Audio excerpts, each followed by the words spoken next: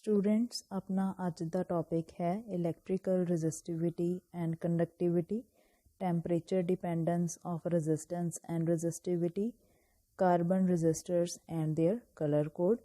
ये topic current electricity chapter विच आउंदे हैं। सब तो पहला टॉपिक है इलैक्ट्रिकल रजिस्टिविटी।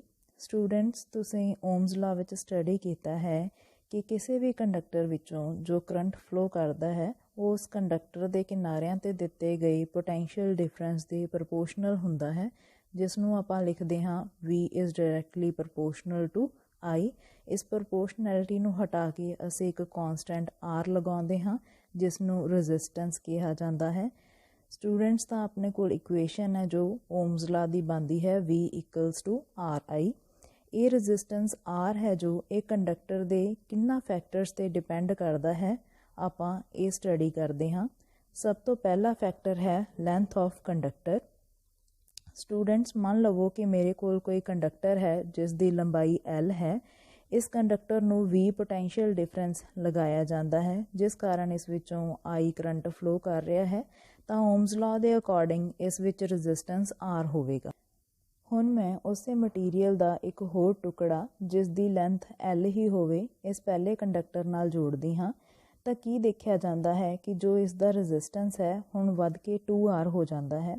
इस तरह जेकर मैं सेम मटीरीयल का एक होर टुकड़ा जिसकी लंबाई L ही होवे इस दे नाल जोड़दी हाँ, तो फिर की देखा जाता है कि इसका रजिस्टेंस हुण बदल के 3R हो जाता है। इस तो पता लगता है कि जो रजिस्टेंस है कंडक्टर का वो कंडक्टर की लंबाई के नाल सीधे तौर पर जुड़िया है। जिन्ना लंबा कंडक्टर होवेगा उन्ना ही उस विच रजिस्टेंस ज़्यादा होवेगा, जिसनों आपां लिखते हाँ कि resistance is directly proportional to length of a conductor. Conductor की लेंथ इनक्रीज़ करन नाल ये फर्क पैंदा है कि इलैक्ट्रॉन्स नूं ज़्यादा रस्ता ट्रैवल करना पवेगा, जिस नाल इलैक्ट्रॉन्स नूं ज़्यादा नंबर ऑफ कोलिजन्स फेस करने पैणगे रस्ते विच, ते जिन्ने नंबर ऑफ कोलिजन्स ज़्यादा होणगे उन्ना ही कंडक्टर विच रजिस्टेंस ज़्यादा पैदा होवेगा। नैक्सट फैक्टर है एरिया ऑफ क्रॉस सैक्शन। मान लवो कि इस L लेंथ के कंडक्टर का जो एरिया है क्रॉस सैक्शन का वो A है, तो इसनूं सेम V पोटेंशियल के नाल जोड़िया जाता है, तो आप देखते हाँ कि इसका रजिस्टेंस R है जो आप पहला स्टडी किया।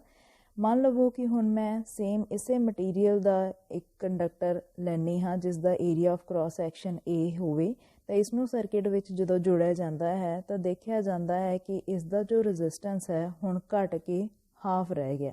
मतलब एरिया डबल करन दे नाल जो रजिस्टेंस सी वो अद्धा रह गया।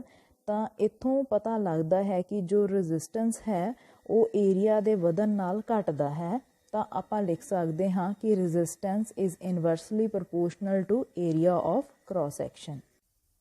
एरिया दे घट होण नाल रजिस्टेंस ज़्यादा होवेगा, क्योंकि इलैक्ट्रॉन्स नूं हुण मूव करन लई घट जगह मिलेगी, तो इस नाल जो कंडक्टर का रजिस्टेंस है वो इनक्रीज़ हो जाएगा।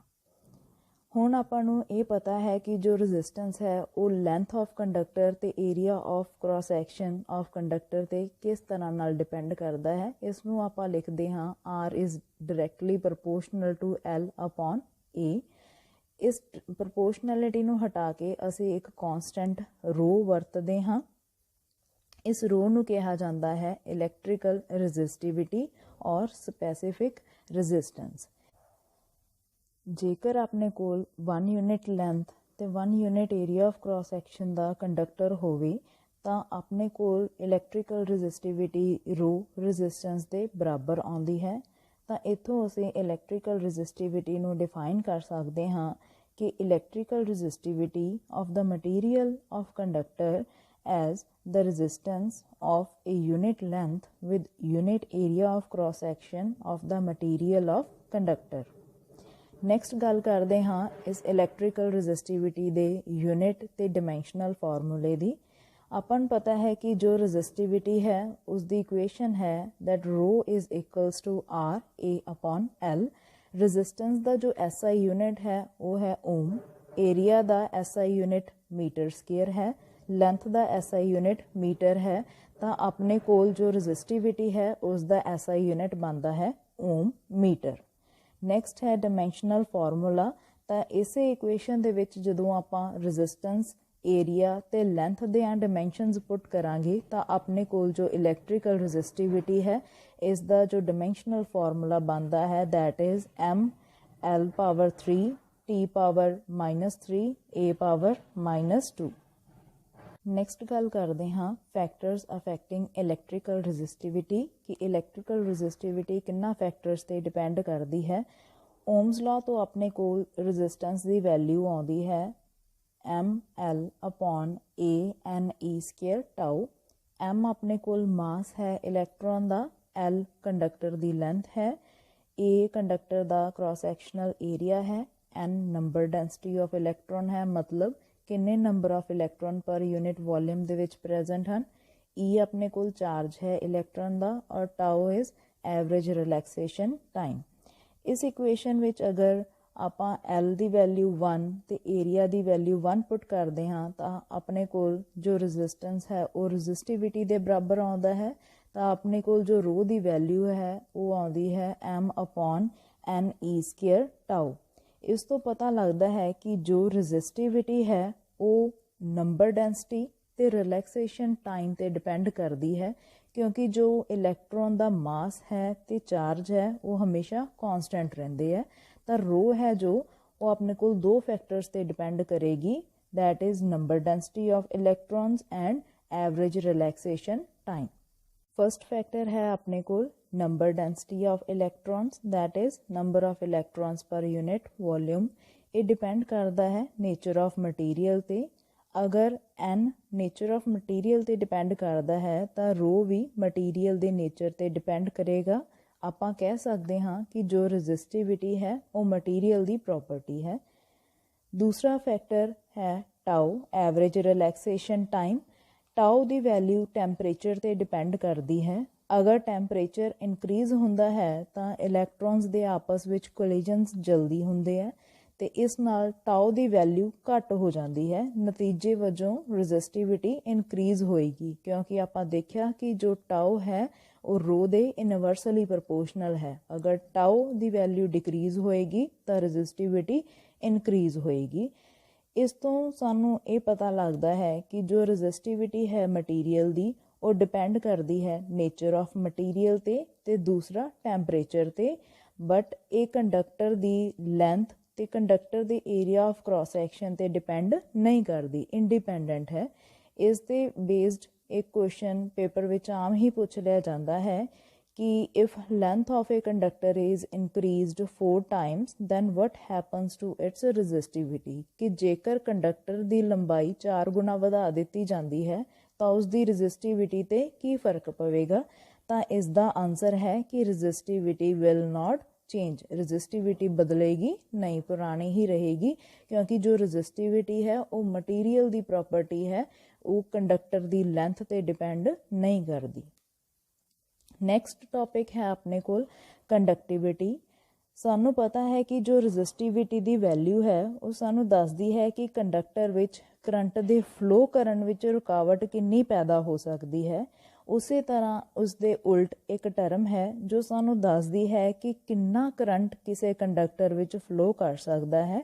ਇਸ ਨੂੰ ਅਸੀਂ ਕੰਡਕਟਿਵਿਟੀ ਕਹਿੰਦੇ ਹਾਂ। ਤਾਂ ਇਸ ਨੂੰ ਡਿਫਾਈਨ ਕਰਦੇ ਹਾਂ that it is the reciprocal of resistivity. ਇਸ ਨੂੰ ਅਸੀਂ ਲਿਖਦੇ ਹਾਂ ਸਿਗਮਾ ਦੇ ਨਾਲ। Sigma is equals to 1 upon rho. Resistivity ਤੇ ਕੰਡਕਟਿਵਿਟੀ ਜੋ ਹੈ ਇਹ ਅਲੱਗ-ਅਲੱਗ ਮਟੀਰੀਅਲ ਦੀ ਪ੍ਰੋਪਰਟੀ ਹੈ। ਰੈਜ਼ਿਸਟਿਵਿਟੀ ਸਾਨੂੰ ਦੱਸਦੀ ਹੈ ਕਿ ਕੋਈ ਮਟੀਰੀਅਲ ਕਿੰਨਾ ਵਧੀਆ ਇਨਸੂਲੇਟਰ ਹੋ ਸਕਦਾ ਹੈ ਤੇ ਕੰਡਕਟਿਵਿਟੀ ਸਾਨੂੰ ਦੱਸਦੀ ਹੈ ਕਿ ਕੋਈ ਮਟੀਰੀਅਲ ਕਿੰਨਾ ਵਧੀਆ ਕੰਡਕਟਰ ਹੋ ਸਕਦਾ ਹੈ। ਨੈਕਸਟ ਹੈ ਆਪਣੇ ਕੋਲ ਕੰਡਕਟਿਵਿਟੀ ਦਾ SI ਯੂਨਿਟ। ਜਿਸ ਤਰ੍ਹਾਂ ਅਸੀਂ ਡਿਫਾਈਨ ਕੀਤਾ ਕਿ ਕੰਡਕਟਿਵਿਟੀ ਰੈਜ਼ਿਸਟਿਵਿਟੀ ਦਾ ਰੈਸੀਪ੍ਰੋਕਲ ਹੈ, ਉਸੇ ਤਰ੍ਹਾਂ ਇਸ ਦਾ SI ਯੂਨਿਟ ਵੀ ਕੀ ਹੋਏਗਾ, ਰੈਜ਼ਿਸਟਿਵਿਟੀ ਦਾ ਰੈਸੀਪ੍ਰੋਕਲ। ਤਾਂ ਇਸ ਨੂੰ ਆਪਾਂ ਲਿਖਦੇ ਹਾਂ 1 upon ਓਮ ਮੀਟਰ ਜਾਂ ਸੀਮਨ ਪਰ ਮੀਟਰ। ਇਸ ਦਾ ਜੋ ਡਾਇਮੈਂਸ਼ਨਲ ਫਾਰਮੂਲਾ ਹੈ that is also reciprocal of resistivity।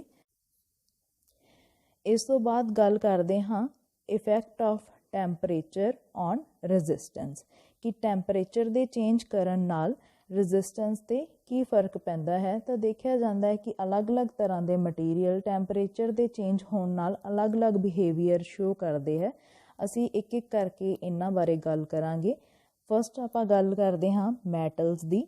ਦੇਖਿਆ ਜਾਂਦਾ ਹੈ ਕਿ ਟੈਂਪਰੇਚਰ ਦੇ ਇਨਕਰੀਜ਼ ਕਰਨ ਨਾਲ ਮੈਟਲਸ ਦਾ ਰੈਜ਼ਿਸਟੈਂਸ ਇਨਕਰੀਜ਼ ਹੁੰਦਾ ਹੈ, ਕਿਉਂਕਿ ਜਿਵੇਂ ਟੈਂਪਰੇਚਰ ਇਨਕਰੀਜ਼ ਹੋਵੇਗਾ ਇਲੈਕਟ੍ਰੋਨਸ ਦੀ ਥਰਮਲ ਵੈਲੋਸਿਟੀ ਹੈ ਜੋ ਉਹ ਇਨਕਰੀਜ਼ ਹੋਵੇਗੀ, ਜਿਸ ਕਰਕੇ ਜੋ ਐਵਰੇਜ ਰਿਲੈਕਸੇਸ਼ਨ ਟਾਈਮ ਟਾਓ ਹੈ ਉਹ ਡਿਕਰੀਜ਼ ਹੋਵੇਗਾ। ਅਗਰ ਟਾਓ ਦੀ ਵੈਲਿਊ ਡਿਕਰੀਜ਼ ਹੋਵੇਗੀ ਤਾਂ ਇਸ ਦਾ ਮਤਲਬ ਕੋਲੀਜਨ ਰੇਟ ਜ਼ਿਆਦਾ ਹੈ ਆਪਣੇ ਕੋਲ। ਜੇਕਰ ਕੋਲੀਜਨਸ ਜ਼ਿਆਦਾ ਹੋਣਗੇ ਤਾਂ ਰੈਜ਼ਿਸਟੈਂਸ ਕੰਡਕਟਰ ਵਿੱਚ ਕੀ ਹੈ, ਜ਼ਿਆਦਾ ਪੈਦਾ ਹੋਵੇਗਾ।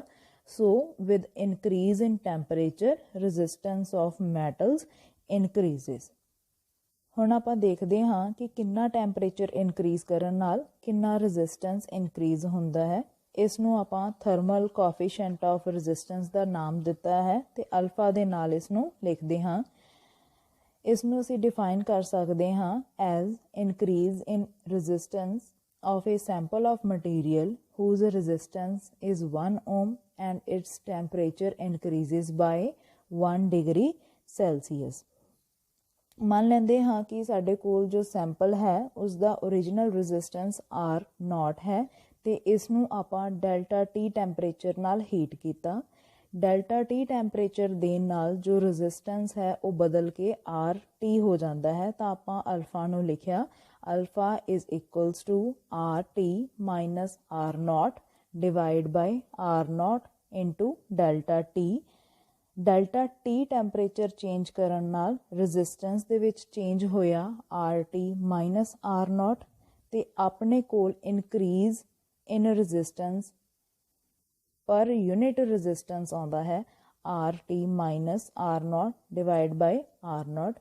ਇਹ ਇਨਕਰੀਜ਼ ਡੈਲਟਾ T ਟੈਂਪਰੇਚਰ ਨਾਲ ਹੋਈ ਹੈ ਤਾਂ 1 ਡਿਗਰੀ ਚੇਂਜ ਕਰਨ ਨਾਲ ਜੋ ਰੈਜ਼ਿਸਟੈਂਸ ਚੇਂਜ ਹੋਵੇਗਾ that is R minus R0 upon R0 into delta T। ਅਗਰ ਅਲਫਾ ਦੇ SI ਯੂਨਿਟ ਦੀ ਗੱਲ ਕਰੀਏ ਤਾਂ ਇਹ ਹੋਵੇਗਾ ਕੈਲਵਿਨ ਇਨਵਰਸ। ਅਲਫਾ ਆਪਣੇ ਕੋਲ ਆਉਂਦਾ ਹੈ RT minus R0 divide by R0 into delta T। ਇਸ ਇਕੁਏਸ਼ਨ ਨੂੰ ਅਸੀਂ RT ਦੀ ਫਾਰਮ ਵਿੱਚ ਲਿਖ ਸਕਦੇ ਹਾਂ that RT is equals to R0 plus R0 delta T into alpha. R0 ਨੂੰ ਅਗਰ ਕਾਮਨ ਲੈ ਲਿਆ ਜਾਵੇ ਤਾਂ ਇਕੁਏਸ਼ਨ ਬਣੇਗੀ RT is equals to R0 1 plus alpha delta T। ਇਹ ਇਕੁਏਸ਼ਨ ਬਹੁਤ ਸਾਰੇ ਨੂਮੈਰੀਕਲ ਸੋਲਵ ਕਰਨ ਲਈ ਯੂਜ਼ ਕੀਤੀ ਜਾਂਦੀ ਹੈ। ਨੂਮੈਰੀਕਲ ਦੇ ਵਿੱਚ ਤੁਹਾਨੂੰ ਸੈਂਪਲ ਦਾ ਓਰੀਜਨਲ ਰੈਜ਼ਿਸਟੈਂਸ ਦੇ ਦਿੱਤਾ ਜਾਵੇਗਾ, ਟੈਂਪਰੇਚਰ ਦਾ ਚੇਂਜ ਦੇ ਦਿੱਤਾ ਜਾਵੇਗਾ ਕਿ ਕਿੰਨੇ ਡਿਗਰੀ ਸੈਲਸੀਅਸ ਤੋਂ ਕਿੰਨੇ ਡਿਗਰੀ ਸੈਲਸੀਅਸ ਤੱਕ ਟੈਂਪਰੇਚਰ ਜੋ ਮਟੀਰੀਅਲ ਦਾ ਸੈਂਪਲ ਦਾ ਚੇਂਜ ਕੀਤਾ ਗਿਆ ਤੇ ਉਸ ਦਾ ਜੋ ਥਰਮਲ ਕੋਐਫੀਸ਼ੀਐਂਟ ਹੈ ਰੈਜ਼ਿਸਟੈਂਸ ਦਾ ਅਲਫਾ ਉਹ ਵੈਲਿਊ ਤੁਹਾਨੂੰ ਦਿੱਤੀ ਜਾਵੇਗੀ। ਤੁਹਾਨੂੰ ਪੁੱਛਿਆ ਜਾਵੇਗਾ ਕਿ ਰੈਜ਼ਿਸਟੈਂਸ ਹੁਣ ਨਵਾਂ T ਟੈਂਪਰੇਚਰ ਤੇ ਕਿੰਨਾ ਆ ਰਿਹਾ ਤਾਂ ਤੁਸੀਂ ਇਸ ਇਕੁਏਸ਼ਨ ਨੂੰ ਯੂਜ਼ ਕਰਕੇ ਲਿਖ ਸਕਦੇ ਹੋ। ਨੈਕਸਟ ਹੈ ਆਪਣੇ ਕੋਲ ਅਲਾਇਜ਼। ਅਲਾਇਜ਼ ਆਪਣੇ ਕੋਲ 2 ਜਾਂ ਇਸ ਤੋਂ ਵੱਧ ਮੈਟਲਸ ਨੂੰ ਕੰਬਾਈਨ ਕਰਕੇ ਬਣਦੇ ਹਨ। ਤਾਂ ਹੁਣ ਇਹ ਦੇਖਣਾ ਹੈ ਕਿ ਜੋ ਅਲਾਇਜ਼ ਹੈ ਇਹਨਾਂ 'ਤੇ ਟੈਂਪਰੇਚਰ ਇਨਕਰੀਜ਼ ਕਰਨ ਨਾਲ ਰੈਜ਼ਿਸਟੈਂਸ 'ਤੇ ਕੀ ਫਰਕ ਪੈਂਦਾ ਹੈ। ਤਾਂ ਦੇਖਿਆ ਜਾਂਦਾ ਹੈ ਕਿ ਜਿਵੇਂ ਟੈਂਪਰੇਚਰ ਇਨਕਰੀਜ਼ ਕੀਤਾ ਜਾਂਦਾ ਹੈ ਤਾਂ ਅਲਾਇਜ਼ ਵਾਸਤੇ ਜੋ ਅਲਫਾ ਦੀ ਵੈਲਿਊ ਹੈ ਉਹ ਬਹੁਤ ਜ਼ਿਆਦਾ ਛੋਟੀ ਆਉਂਦੀ ਹੈ। ਇਸ ਦਾ ਮਤਲਬ ਕਿ ਜੋ ਅਲਾਇਜ਼ ਦਾ ਰੈਜ਼ਿਸਟੈਂਸ ਹੈ ਉਹ ਟੈਂਪਰੇਚਰ ਦੇ ਇਨਕਰੀਜ਼ ਕਰਨ ਨਾਲ ਨਹੀਂ ਬਦਲਦਾ। ਇਸੇ ਕਾਰਨ ਕਰਕੇ ਜੋ ਅਲਾਇਜ਼ ਹੈ ਇਹਨਾਂ ਨੂੰ ਸਟੈਂਡਰਡ ਰੈਜ਼ਿਸਟੈਂਸ ਕੋਇਲਸ ਬਣਾਉਣ ਲਈ ਵਰਤਿਆ ਜਾਂਦਾ ਹੈ। ਇਹ ਪੇਪਰ ਵਿੱਚ ਕੁਐਸਚਨ ਆਮ ਪੁੱਛ ਲਿਆ ਜਾਂਦਾ ਹੈ ਕਿ why standard resistance coils are made from alloys. ਤਾਂ ਇਸ ਦਾ ਆਨਸਰ ਹੈ ਕਿ ਜਦੋਂ ਆਪਾਂ ਕੋਈ ਵੀ ਐਕਸਪੈਰੀਮੈਂਟ ਕਰਦੇ ਹਾਂ ਤਾਂ ਸਰਕਿਟ ਦੇ ਵਿੱਚ ਜਦੋਂ ਆਪਾਂ ਕਰੰਟ ਫਲੋ ਕਰਵਾਉਣੇ ਹਾਂ ਤਾਂ ਵਾਇਰਸ ਵਿੱਚ ਹੀਟ ਪੈਦਾ ਹੁੰਦੀ ਹੈ। ਇਸ ਦਾ ਮਤਲਬ ਵਾਇਰ ਦਾ ਟੈਂਪਰੇਚਰ ਚੇਂਜ ਹੁੰਦਾ ਹੈ। ਜੇਕਰ ਰੈਜ਼ਿਸਟੈਂਸ ਕੋਇਲਸ ਮੈਟਲ ਦੀਆਂ ਬਣੀਆਂ ਹੋਣ ਤਾਂ ਟੈਂਪਰੇਚਰ ਦੇ ਇਨਕਰੀਜ਼ ਕਰਨ ਨਾਲ ਉਹਨਾਂ ਦੇ ਰੈਜ਼ਿਸਟੈਂਸ ਦੀ ਵੈਲਿਊ ਚੇਂਜ ਹੋ ਜਾਏਗੀ। ਇਸ ਨਾਲ ਐਕਸਪੈਰੀਮੈਂਟ ਦੇ ਦੌਰਾਨ ਜੋ ਰੈਜ਼ਿਸਟੈਂਸ ਹੈ ਉਸ ਦੀ ਵੈਲਿਊ ਬਦਲਦੀ ਰਹੇਗੀ। ਇਹ ਪ੍ਰੋਬਲਮ ਐਕਸਪੈਰੀਮੈਂਟ ਕਰਦੇ ਹੋਏ ਨਾ ਆਵੇ ਕਿ ਰੈਜ਼ਿਸਟੈਂਸ ਨਾ ਬਦਲੇ, ਇਸ ਲਈ ਜੋ ਸਟੈਂਡਰਡ ਰੈਜ਼ਿਸਟੈਂਸ ਕੋਇਲਸ ਬਣਾਈਆਂ ਜਾਂਦੀਆਂ ਉਹ ਅਲਾਇਜ਼ ਦੀਆਂ ਬਣਾਈਆਂ ਜਾਂਦੀਆਂ। ਨੈਕਸਟ ਆਪਾਂ ਗੱਲ ਕਰਦੇ ਹਾਂ ਇਲੈਕਟ੍ਰੋਲਾਈਟਸ ਦੀ। ਇਲੈਕਟ੍ਰੋਲਾਈਟਸ ਆਪਣੇ ਕੋਲ ਲਿਕੁਇਡ ਫਾਰਮ ਦੇ ਵਿੱਚ ਹੁੰਦੇ ਨੇ। ਜਦੋਂ ਕਿਸੇ ਵੀ ਇਲੈਕਟ੍ਰੋਲਾਈਟ ਦਾ ਟੈਂਪਰੇਚਰ ਇਨਕਰੀਜ਼ ਕੀਤਾ ਜਾਂਦਾ ਹੈ ਤਾਂ ਇਸ ਦੀ ਡੈਂਸਿਟੀ ਘੱਟ ਹੋ ਜਾਂਦੀ ਹੈ, ਜਿਸ ਨਾਲ ਇਲੈਕਟ੍ਰੋਨਸ ਨੂੰ ਮੂਵ ਕਰਨਾ ਆਸਾਨ ਹੋ ਜਾਂਦਾ ਹੈ, ਤਾਂ ਇਸ ਦਾ ਰੈਜ਼ਿਸਟੈਂਸ ਜੋ ਹੈ ਘੱਟ ਹੋ ਜਾਂਦਾ ਹੈ। ਤਾਂ ਅਸੀਂ ਲਿਖਦੇ ਹਾਂ ਕਿ resistance of electrolyte decreases as the temperature of electrolyte is increased. Next material ਆਪਣੇ ਕੋਲ ਆਉਂਦਾ ਹੈ semiconductors। ਟੈਂਪਰੇਚਰ ਦੇ ਇਨਕਰੀਜ਼ ਕਰਨ ਨਾਲ ਜੋ ਸੈਮੀਕੰਡਕਟਰਸ ਦਾ ਰੈਜ਼ਿਸਟੈਂਸ ਹੈ ਉਹ ਡਿਕਰੀਜ਼ ਹੁੰਦਾ ਹੈ। ਸਾਡੇ ਕੋਲ ਇਕੁਏਸ਼ਨ ਹੈ that R is inversely proportional to number density and relaxation time। Semiconductor ਵਿੱਚ ਟੈਂਪਰੇਚਰ ਇਨਕਰੀਜ਼ ਕਰਨ ਨਾਲ ਜੋ ਨੰਬਰ ਡੈਂਸਿਟੀ ਹੈ ਉਹ ਬਹੁਤ ਜ਼ਿਆਦਾ ਲਾਰਜ ਹੋ ਜਾਂਦੀ ਹੈ, ਜਿਸ ਕਰਕੇ ਜੋ ਰੈਜ਼ਿਸਟੈਂਸ ਹੈ ਉਹ ਘੱਟ ਜਾਂਦਾ ਹੈ। ਸਾਨੂੰ ਇਹ ਵੀ ਪਤਾ ਹੈ ਕਿ ਜਦੋਂ ਟੈਂਪਰੇਚਰ ਇਨਕਰੀਜ਼ ਕਰਦੇ ਹਾਂ ਤਾਂ ਜੋ ਐਵਰੇਜ ਰਿਲੈਕਸੇਸ਼ਨ ਟਾਈਮ ਹੈ ਇਸ ਦੀ ਵੈਲਿਊ ਘਟਦੀ ਹੈ, ਤਾਂ ਇਸ ਨਾਲ ਰੈਜ਼ਿਸਟੈਂਸ ਵਧਣਾ ਚਾਹੀਦਾ ਸੀ। ਬਟ ਇੱਥੇ ਆਪਣੇ ਕੋਲ ਜੋ ਰੈਜ਼ਿਸਟੈਂਸ ਹੈ ਦੋ ਫੈਕਟਰਸ 'ਤੇ ਡਿਪੈਂਡ ਕਰਦਾ, ਨੰਬਰ ਡੈਂਸਿਟੀ 'ਤੇ ਅਤੇ ਰਿਲੈਕਸੇਸ਼ਨ ਟਾਈਮ 'ਤੇ। ਰਿਲੈਕਸੇਸ਼ਨ ਟਾਈਮ ਜਿੰਨਾ ਘਟਦਾ ਹੈ ਉਸ ਦੇ ਬਦਲੇ ਜੋ ਨੰਬਰ ਡੈਂਸਿਟੀ ਇਨਕਰੀਜ਼ ਹੁੰਦੀ ਹੈ ਇਸ ਦੀ ਵੈਲਿਊ ਸੈਮੀਕੰਡਕਟਰ ਦੇ ਕੇਸ ਵਿੱਚ ਜ਼ਿਆਦਾ ਹੁੰਦੀ ਹੈ, ਤਾਂ ਇਸ ਲਈ ਜੋ ਰੈਜ਼ਿਸਟੈਂਸ ਹੈ ਸੈਮੀਕੰਡਕਟਰਸ ਦੇ ਵਿੱਚ ਟੈਂਪਰੇਚਰ ਦੇ ਇਨਕਰੀਜ਼ ਕਰਨ ਨਾਲ ਘਟਦਾ ਹੈ। ਅੱਗੇ ਗੱਲ ਕਰਦੇ ਹਾਂ ਇਨਸੂਲੇਟਰਸ ਦੀ। ਇਨਸੂਲੇਟਰਸ ਉਹ ਮਟੀਰੀਅਲ ਹੁੰਦੇ ਨੇ ਜਿਨ੍ਹਾਂ ਵਿੱਚ ਫ੍ਰੀ ਇਲੈਕਟ੍ਰੋਨਸ ਪ੍ਰੈਜ਼ੈਂਟ ਨਹੀਂ ਹੁੰਦੇ। ਜਦੋਂ ਇਨਸੂਲੇਟਰਸ ਦਾ ਟੈਂਪਰੇਚਰ ਚੇਂਜ ਕੀਤਾ ਜਾਂਦਾ ਹੈ, ਬਹੁਤ ਜ਼ਿਆਦਾ ਹਾਈ ਕੀਤਾ ਜਾਂਦਾ ਹੈ, ਤਾਂ ਉੱਥੇ ਜਾ ਕੇ ਇਨਸੂਲੇਟਰਸ ਦਾ ਜੋ ਰੈਜ਼ਿਸਟੈਂਸ ਹੈ ਉਹ ਘਟਣਾ ਸ਼ੁਰੂ ਹੋ ਜਾਂਦਾ ਹੈ। ਇੱਥੇ ਜਾ ਕੇ ਜੋ ਇਨਸੂਲੇਟਰ ਦੀਆਂ ਇਨਸੂਲੇਸ਼ਨ ਪ੍ਰੋਪਰਟੀਜ਼ ਨੇ ਉਹਨਾਂ ਦਾ ਬ੍ਰੇਕਡਾਊਨ ਹੋ ਜਾਂਦਾ ਹੈ। ਤਾਂ ਆਪਾਂ ਦੇਖਿਆ ਕਿ ਅਲੱਗ-ਅਲੱਗ ਮਟੀਰੀਅਲਸ 'ਤੇ ਟੈਂਪਰੇਚਰ ਚੇਂਜ ਕਰਨ ਨਾਲ ਉਹਨਾਂ ਦੇ ਰੈਜ਼ਿਸਟੈਂਸ 'ਤੇ ਕੀ ਇਫੈਕਟ ਹੁੰਦਾ ਹੈ। ਮੈਟਲਸ ਦਾ ਟੈਂਪਰੇਚਰ ਇਨਕਰੀਜ਼ ਕਰਨ ਨਾਲ ਰੈਜ਼ਿਸਟੈਂਸ ਇਨਕਰੀਜ਼ ਹੁੰਦਾ ਹੈ। ਅਲਾਇਜ਼ 'ਤੇ ਟੈਂਪਰੇਚਰ ਦੇ ਇਨਕਰੀਜ਼ ਕਰਨ ਦਾ ਕੋਈ ਫਰਕ ਨਹੀਂ ਪੈਂਦਾ ਰੈਜ਼ਿਸਟੈਂਸ 'ਤੇ। ਜੋ ਇਲੈਕਟ੍ਰੋਲਾਈਟਸ ਨੇ ਉਹਨਾਂ ਦਾ ਰੈਜ਼ਿਸਟੈਂਸ ਡਿਕਰੀਜ਼ ਕਰਦਾ ਹੈ ਜਿਵੇਂ ਟੈਂਪਰੇਚਰ ਇਨਕਰੀਜ਼ ਕਰਦੇ ਹਾਂ। ਸੈਮੀਕੰਡਕਟਰਸ ਦਾ ਟੈਂਪਰੇਚਰ ਇਨਕਰੀਜ਼ ਕਰਨ ਨਾਲ ਵੀ ਰੈਜ਼ਿਸਟੈਂਸ ਡਿਕਰੀਜ਼ ਹੁੰਦਾ ਹੈ ਔਰ ਇਨਸੂਲੇਟਰਸ ਦਾ ਰੈਜ਼ਿਸਟੈਂਸ ਵੀ ਡਿਕਰੀਜ਼ ਹੋਵੇਗਾ, ਪਰੰਤੂ ਇੱਕ ਸਰਟਨ ਲਿਮਿਟ ਤੋਂ ਬਾਅਦ। ਠੀਕ ਹੈ, ਤਾਂ ਨੈਕਸਟ ਆਪਣੇ ਕੋਲ ਹੈ topic variation of electrical resistivity with temperature. ਹੁਣ ਆਪਾਂ ਨੂੰ ਪਤਾ ਹੈ ਕਿ ਜੋ ਰੈਜ਼ਿਸਟਿਵਿਟੀ ਹੈ ਉਹ ਰੈਜ਼ਿਸਟੈਂਸ ਦੀ ਡਾਇਰੈਕਟਲੀ ਪ੍ਰਪੋਰਸ਼ਨਲ ਹੈ, ਤਾਂ ਟੈਂਪਰੇਚਰ ਇਨਕਰੀਜ਼ ਕਰਨ ਨਾਲ ਜੋ ਇਫੈਕਟ ਰੈਜ਼ਿਸਟੈਂਸ 'ਤੇ ਹੁੰਦਾ ਹੈ ਉਹੀ ਮਟੀਰੀਅਲ ਦੀ ਰੈਜ਼ਿਸਟਿਵਿਟੀ 'ਤੇ ਹੁੰਦਾ ਹੈ। ਸੇਮ ਰੈਜ਼ਿਸਟੈਂਸ ਵਾਂਗੂ ਰੈਜ਼ਿਸਟਿਵਿਟੀ ਦਾ ਟੈਂਪਰੇਚਰ 'ਤੇ ਡਿਪੈਂਡੈਂਸ ਦੇਖਣ ਲਈ ਆਪਣੇ ਕੋਲ ਇਕੁਏਸ਼ਨ ਹੈ ρ = ρ0 1 + α ΔT। ਇਸ ਟੌਪਿਕ ਵਿੱਚੋਂ ਪੇਪਰ ਵਿੱਚ ਆਮ ਹੀ ਪੁੱਛ ਲਿਆ ਜਾਂਦਾ ਹੈ ਕਿ ਟੈਂਪਰੇਚਰ ਦੇ ਚੇਂਜ ਕਰਨ ਨਾਲ ਕਾਪਰ ਦੀ ਰੈਜ਼ਿਸਟਿਵਿਟੀ ਅਤੇ ਸਿਲੀਕੌਨ ਦੀ ਰੈਜ਼ਿਸਟਿਵਿਟੀ 'ਤੇ ਕੀ ਫਰਕ ਪੈਂਦਾ ਹੈ। ਤਾਂ ਇਸ ਦਾ ਅਸੀਂ ਆਨਸਰ ਲਿਖਾਂਗੇ ਕਿ ਜੋ ਕਾਪਰ ਹੈ ਉਹ ਮੈਟਲ ਹੈ। ਟੈਂਪਰੇਚਰ ਇਨਕਰੀਜ਼ ਕਰਨ ਨਾਲ ਕਾਪਰ ਦਾ ਰੈਜ਼ਿਸਟੈਂਸ ਇਨਕਰੀਜ਼ ਕਰੇਗਾ, ਇਸ ਦੀ ਰੈਜ਼ਿਸਟਿਵਿਟੀ ਇਨਕਰੀਜ਼ ਕਰੇਗੀ। ਔਰ ਜੋ ਸਿਲੀਕੌਨ ਹੈ ਇਹ ਸੈਮੀਕੰਡਕਟਰ ਹੈ ਅਤੇ ਟੈਂਪਰੇਚਰ ਇਨਕਰੀਜ਼ ਕਰਨ ਨਾਲ ਸੈਮੀਕੰਡਕਟਰਸ ਦੀ ਰੈਜ਼ਿਸਟਿਵਿਟੀ ਡਿਕਰੀਜ਼ ਹੋਵੇਗੀ।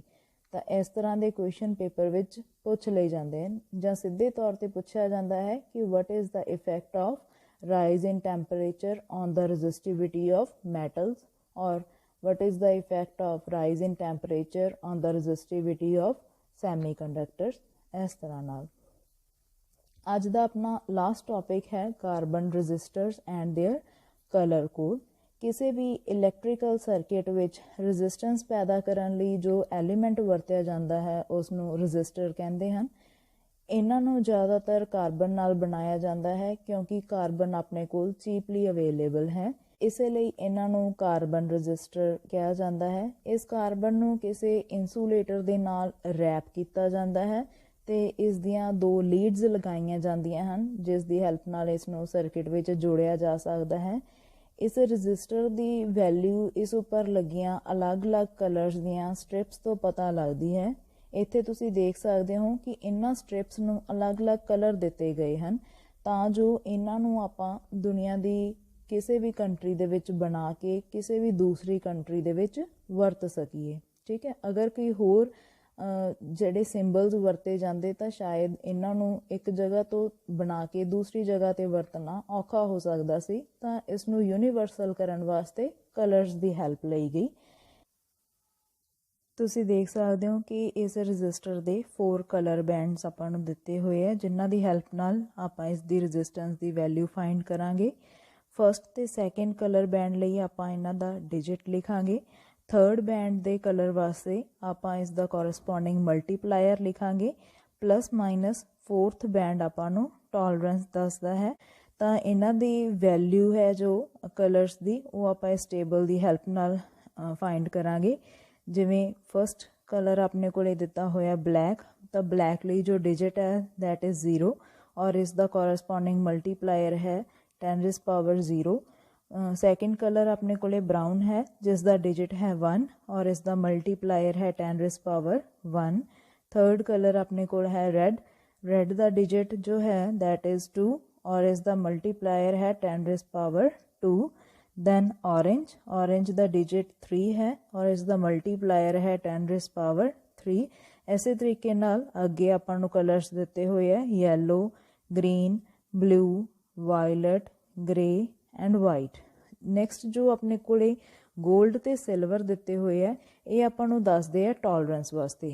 ਅਗਰ ਆਪਣੇ ਕੋਲੇ ਜੋ ਰਜਿਸਟਰ ਹੈ ਵਧੀਆ ਕੁਆਲਿਟੀ ਦਾ, ਤਾਂ ਉਸ ਦੀ ਜੋ ਟੋਲਰੈਂਸ ਹੈ +-5% ਹੁੰਦੀ ਹੈ। ਅਗਰ ਚੌਥੀ ਸਟ੍ਰਿਪ ਸਿਲਵਰ ਕਲਰ ਦੀ ਦਿੱਤੀ ਹੋਈ ਹੈ ਤਾਂ ਇਸ ਦਾ ਮਤਲਬ ਉਸ ਦੀ ਟੋਲਰੈਂਸ +-10% ਹੈ, ਮਤਲਬ ਗੋਲਡ ਦੇ ਵਾਲੇ ਨਾਲੋਂ ਇਸ ਦੀ ਜਿਹੜੀ ਕੁਆਲਿਟੀ ਹੈ ਥੋੜ੍ਹੀ ਜਿਹੀ ਘੱਟ ਹੈ। ਅਗਰ ਉਸ ਤੋਂ ਵੀ ਪੂਅਰ ਕੁਆਲਿਟੀ ਦਾ ਕਹਿ ਲਓ ਕਿ ਰਜਿਸਟਰ ਆਪਣੇ ਕੋਲੇ ਹੋਵੇ, ਤਾਂ ਉੱਥੇ ਜਿਹੜਾ ਫੋਰਥ ਕਲਰ ਦਾ ਬੈਂਡ ਆਪਣੇ ਕੋਲੇ ਨਹੀਂ ਹੋਏਗਾ, ਨਾ ਗੋਲਡਨ ਬੈਂਡ ਹੋਏਗਾ ਨਾ ਸਿਲਵਰ ਬੈਂਡ ਹੋਏਗਾ। ਇਹਨਾਂ ਕਲਰ ਕੋਡ ਦੇ ਸੀਕੁਐਂਸ ਨੂੰ ਯਾਦ ਕਰਨ ਦਾ ਤਰੀਕਾ ਹੈ Black beetles running over your garden bring very good weather and golden shine। ਇਸੇ ਤਰੀਕੇ ਨਾਲ ਦੂਸਰਾ ਹੈ Black brown rods of your gate became very good when gives shine। ਇਹਨਾਂ ਦੇ ਜੋ ਫਸਟ ਲੈਟਰ ਹੈ ਉਹ ਕਲਰ ਨੂੰ ਇੰਡੀਕੇਟ ਕਰਦੇ ਨੇ। ਤੁਸੀਂ ਆਪਣੇ ਤਰੀਕੇ ਨਾਲ ਯਾਦ ਕਰਨ ਵਾਸਤੇ ਕੋਈ ਵੀ ਟ੍ਰਿਕ ਹੈ ਜਿਹੜੀ ਉਹ ਅਪਣਾ ਸਕਦੇ ਹੋ। ਹੁਣ ਆਪਾਂ ਇਸ ਦੇ ਨਾਲ ਰਿਲੇਟਡ ਕੁਝ ਕੁਐਸਚਨਸ ਜਿਹੜੇ ਹੈ ਸੋਲਵ ਕਰਦੇ ਹਾਂ। ਜਿਸ ਤਰ੍ਹਾਂ ਤੁਹਾਨੂੰ ਇਹ ਰਜਿਸਟਰ ਦਿੱਤਾ ਗਿਆ ਹੈ, ਇਸ ਦੀ ਆਪਾਂ ਰੈਜ਼ਿਸਟੈਂਸ ਦੀ ਵੈਲਿਊ ਫਾਈਂਡ ਕਰਨੀ ਹੈ। ਤਾਂ ਤੁਸੀਂ ਦੇਖ ਸਕਦੇ ਹੋ ਕਿ ਇਹਦੇ ਤੇ 4 ਸਟ੍ਰਿਪਸ ਦਿੱਤੀਆਂ ਹੋਈਆਂ ਨੇ। ਫਸਟ ਸਟ੍ਰਿਪ ਦਾ ਕਲਰ ਔਰੇਂਜ ਹੈ ਔਰ ਇਸ ਦਾ ਡਿਜਿਟ ਹੈ 3। ਸੈਕਿੰਡ ਸਟ੍ਰਿਪ ਵੀ ਔਰੇਂਜ ਹੈ ਤਾਂ ਇਸ ਦਾ ਡਿਜਿਟ ਵੀ ਕੀ ਆਏਗਾ 3। ਥਰਡ ਸਟ੍ਰਿਪ ਆਪਣੇ ਕੋਲ ਬਲੈਕ ਹੈ, ਤਾਂ ਇੱਥੇ ਥਰਡ ਦੇ ਲਈ ਆਪਾਂ ਮਲਟੀਪਲਾਇਰ ਲਿਖਦੇ ਹਾਂ, ਤਾਂ ਮਲਟੀਪਲਾਇਰ ਆਏਗਾ 10⁻⁴ ਔਰ 10⁻⁴ ਇਜ਼ ਇਕੁਅਲਸ ਟੂ 1। ਚੌਥੀ ਸਟ੍ਰਿਪ ਆਪਣੇ ਕੋਲੇ ਗੋਲਡ ਹੈ ਜੋ ਟੋਲਰੈਂਸ ਨੂੰ ਦੱਸੇਗੀ ਦੈਟ ਇਜ਼ +-5%। ਤਾਂ ਇਸ ਦੇ ਜੋ ਰੈਜ਼ਿਸਟੈਂਸ ਦੀ ਵੈਲਿਊ ਆਪਾਂ ਲਿਖਾਂਗੇ 33। ਪਹਿਲੇ 2 ਡਿਜਿਟਸ ਨੂੰ ਆਪਸ ਦੇ ਵਿੱਚ ਇਕੱਠੇ ਕਰਕੇ ਲਿਖਣਾ ਹੈ, ਮਲਟੀਪਲਾਇਰ ਨੂੰ ਨਾਲ ਮਲਟੀਪਲਾਈ ਕਰਨਾ ਹੈ, ਤਾਂ ਰੈਜ਼ਿਸਟੈਂਸ ਆਏਗਾ 33 × 10⁻⁴ ਓਮ +-5%। ਤਾਂ ਜਾਂ ਇਸ ਨੂੰ ਲਿਖ ਸਕਦੇ ਹਾਂ 33 ਓਮ +-5%। ਇੱਕ ਕੁਐਸਚਨ ਹੋਰ ਦੇਖਦੇ ਹਾਂ। ਜਿਸ ਤਰ੍ਹਾਂ ਇਸ ਵਿੱਚ ਤੁਹਾਨੂੰ ਫਸਟ ਸਟ੍ਰਿਪ ਬਰਾਊਨ ਦਿੱਤੀ ਗਈ ਹੈ, ਤਾਂ ਬਰਾਊਨ ਵਾਸਤੇ ਡਿਜਿਟ ਹੈ 1। ਸੈਕਿੰਡ ਸਟ੍ਰਿਪ ਬਲੈਕ ਦਿੱਤੀ ਗਈ ਹੈ, ਤਾਂ ਬਲੈਕ ਲਈ ਡਿਜਿਟ ਹੈ 0। ਥਰਡ ਸਟ੍ਰਿਪ ਬਲੂ ਹੈ, ਤਾਂ ਬਲੂ ਲਈ 10⁻⁶, ਡਿਜਿਟ ਬਲੂ ਲਈ ਹੈ ਆਪਣੇ ਕੋਲ 6। ਔਰ ਚੌਥੀ ਸਟ੍ਰਿਪ ਟੋਲਰੈਂਸ ਦੱਸਦੀ ਹੈ ਦੈਟ ਇਜ਼ ਗੋਲਡ, ਤਾਂ ਇਹ ਟੋਲਰੈਂਸ ਹੋਏਗੀ ਇਹਦੀ +-5%। ਤਾਂ ਇਸ ਦੇ ਰੈਜ਼ਿਸਟੈਂਸ ਦੀ ਜੋ ਵੈਲਿਊ ਆਏਗੀ ਦੈਟ ਵਿਲ ਬੀ 10 × 10⁻⁶ ਓਮ +-5%। ਕਈ ਵਾਰ ਪੇਪਰ ਵਿੱਚ ਤੁਹਾਨੂੰ ਜਿਹੜਾ ਰੈਜ਼ਿਸਟੈਂਸ ਦੀ ਵੈਲਿਊ ਦੇ ਦਿੱਤੀ ਜਾਂਦੀ ਹੈ ਕਿ ਰੈਜ਼ਿਸਟੈਂਸ ਦੀ ਵੈਲਿਊ ਮੰਨ ਲਓ ਤੁਹਾਡੇ ਕੋਲੇ ਹੈ 10 × 10⁻⁶ ਓਮ +-5%। ਤਾਂ ਤੁਸੀਂ ਇਸ ਦੀਆਂ ਕਲਰ ਸਟ੍ਰਿਪਸ ਦੱਸੋ ਕਿ ਰਜਿਸਟਰ 'ਤੇ ਕਿਹੜੇ ਕਲਰਸ ਦੀਆਂ ਸਟ੍ਰਿਪਸ ਲੱਗੀਆਂ ਹੋਣਗੀਆਂ। ਤਾਂ ਜੋ ਵੈਲਿਊ ਹੈ ਤੁਸੀਂ ਉਸ ਦੇ ਕੋਰਸਪੋਂਡਿੰਗ ਸਟ੍ਰਿਪਸ ਦਾ ਕਲਰ ਦੱਸਣਾ ਹੈ। ਜਿਵੇਂ 10 ਆਉਂਦਾ ਹੈ ਤਾਂ ਪਹਿਲਾ ਡਿਜਿਟ 1 ਹੈ, 1 ਆਪਾਂ ਨੂੰ ਪਤਾ ਹੈ ਬਰਾਊਨ ਲਈ ਵਰਤਿਆ ਜਾਂਦਾ ਹੈ। ਦੂਜਾ ਡਿਜਿਟ 0 ਹੈ ਤਾਂ 0 ਲਈ ਬਲੈਕ ਸਟ੍ਰਿਪ ਆਏਗੀ। ਤੀਸਰਾ ਮਲਟੀਪਲਾਇਰ ਹੈ, ਮਲਟੀਪਲਾਇਰ 10⁻⁶ ਹੈ ਤਾਂ 6 ਡਿਜਿਟ ਬਲੂ ਲਈ ਹੈ। तो तीसरी स्ट्रिप अपने को ब्लू कलर की आएगी और टॉलरेंस वास्ते वैल्यू दी हुई है +-5%। तो 5% है अपने को गोल्ड की टॉलरेंस। तो इस तरीके नाल तुसीं स्ट्रिप्स के कलर्स भी दस सकते हो।